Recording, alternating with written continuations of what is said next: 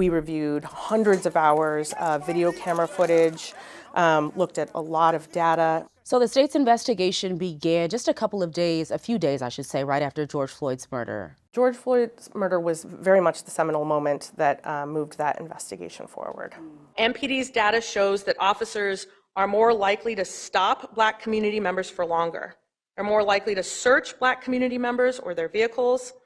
They're more likely to cite Black community members, use force against Black community members, and arrest Black community members during a traffic stop. Race was the likely reason for the vast disparity in outcomes. This is a court enforceable agreement. This is not something that's just, based on a promise, right? So this has to happen. We needed to change the policies and the training. There's a lot to go through within this document. You talk about, specifically, I think, the big one is policy. We're still using the same use of force policy that we were using 5 years ago. That is very frustrating to me. So in the progress reports, and when you specifically look under policy, you'll see that a lot of officers are frustrated by the length of this policy manual. And officers, in their words, say that this is cumbersome. They don't have time to look through every single page of this document when it comes to what they should do. If you're out there and you're an officer